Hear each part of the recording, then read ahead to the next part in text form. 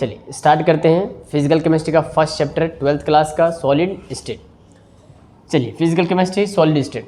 जब जैसे ही मैंने बोर्ड पे लिखा ये सॉलिड स्टेट, एक बच्चा मुझसे पूछता है सर आपने सॉलिड स्टेट लिखा है, इसका मतलब क्या है? इसका मतलब है कि इसके और भी स्टेट होते हैं मैटर के?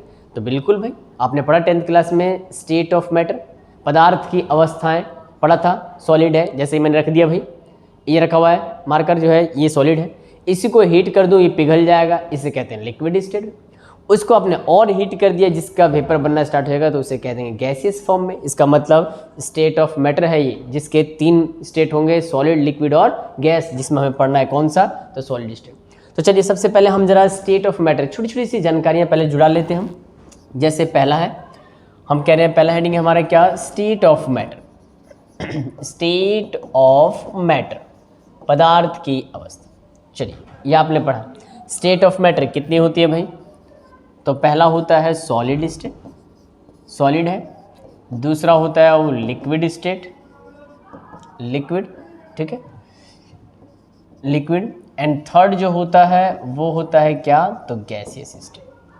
3 state, solid state, liquid state, gases है। कोई पूछे what is state of matter, हम कहेंगे solid, liquid, gas are called state of matter. चलिए ये फर्स्ट वन। दूसरा अभी आपने कहा कि सर आपने इसको हीट किया तो सॉलिड से बन गया लिक्विड, लिक्विड को हीट किया तो बन गया गैस। तो मैं पूछूं कि सॉलिड से लिक्विड बना, इस प्रोसेस को आप क्या कहेंगे? चलिए तो हम देखते हैं दूसरा पॉइंट हमारा क्या? State conversion.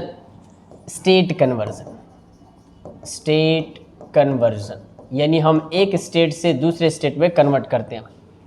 तो जैसे मैंने कहा ये सॉलिड है, ये लिक्विड है और यहाँ हमने रख लिया गैस को भाई, ठीक है। मैं कहूँ कि सॉलिड से सर आपको बनाना है क्या? तो लिक्विड। सॉलिड से बनाना है लिक्विड, यानी सॉलिड को कन्वर्ट करना है लिक्विड। क्या किया जाए? तो आपने कहा कि सर इसको थोड़ा सा हीट दे दीजिए, गर्म कर दीजिए, हीट दे दीजिए। Heat, heat it is a form of energy, यानी आपने इसको क्या कर दिया? एनर्जी दी। जैसे ही सॉलिड को आपने हीट किया ये कन्वर्ट हो गया लिक्विड। तो मैं पूछूं बताइए इस प्रोसेस को क्या कहते हैं? तो सॉलिड से लिक्विड में कन्वर्ट होना, इसको कहते हैं फ्यूज़न। फ्यूज़न या इसी को कहते हैं मेल्टिंग। मेल्टिंग का मतलब पिघलना, पिघल गया भाई, ठीक है।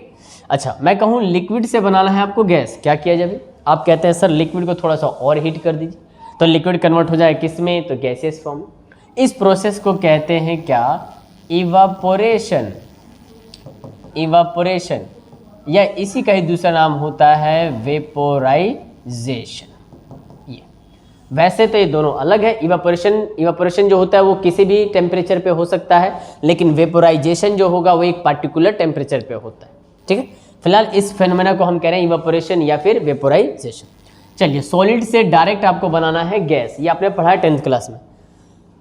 सॉलिड से डायरेक्ट बनाना है आपको क्या? गैस। ये आपने पढ़ा 10th में। कैसे?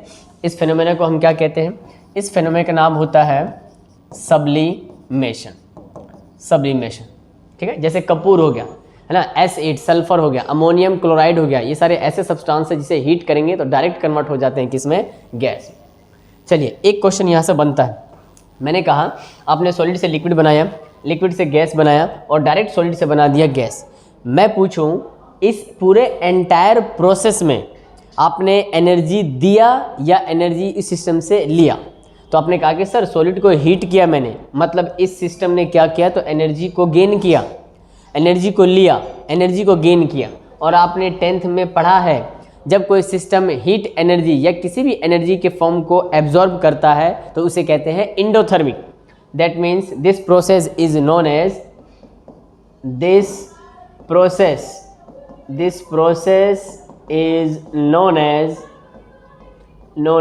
एंडोथर्मिक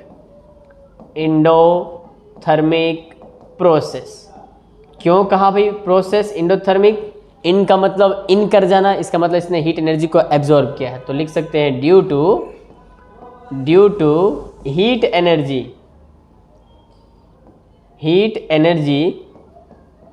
क्या की है सिस्टम ने? एब्जॉर्ब की है, एब्जॉर्ब्ड, इसलिए वो क्या बनाती है? इसलिए क्या कहलाता है? तो एंडोथर्मिक प्रोसेस। चलिए इसी का एक रिवर्स प्रोसेस देखते हैं। अभी हमने सॉलिड से लिक्विड बनाया, अब बनाते हैं लिक्विड से जरा सॉलिड। तो चलिए दूसरा हम देखते हैं। तो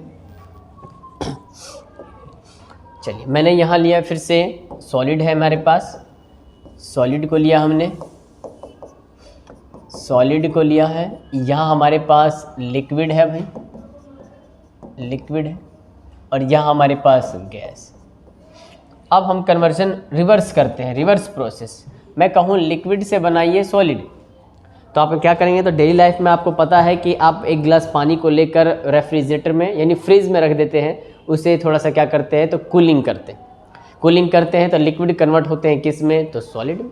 तो लिक्विड का सॉलिड में कन्वर्ट होना क्या कहलाता है, ये कहलाता है, या तो इसे हम फ्रीजिंग कहते हैं, फ्रीजिंग कहिए, ठीक है, फ्रीजिंग कहिए, या लिक्विड कन्वर्ट होता है सॉलिड में तो इसका दूसरा नाम होता है सॉलिडिफिकेशन, सॉलिडिफिकेशन, सॉलिड के रूप में कन्वर्ट हो गया भाई। या इसी का तीसरा नाम कहते हैं हम इसको क्रिस्टलाइजेशन, क्रिस्टलाइजेशन, ठीक है, ये 3 नाम इसके। चलिए गैस से हम बना रहे हैं लिक्विड, गैस के पार्टिकल्स है काफ़ी दूर दूर है भाई, हम क्या करें तो इसको लिक्विड में कन्वर्ट करें। तो आपने पढ़ा था 9th क्लास में पढ़ा है कि एक पार्टिकल्स दूसरे पार्टिकल को आपस में क्या करते हैं, तो अट्रैक्ट करते हैं। जब वो नियरेस्ट नज़दीक आते हैं तो एक दूसरे को क्या करते हैं, अट्रैक्ट करते हैं। तो चलिए हमें इसका काम क्या है, हमें गैस के पार्टिकल्स को नियरेस्ट नज़दीक ला देते हैं। तो हम क्या करें, तो फोर्स अप्लाई कर दीजिए।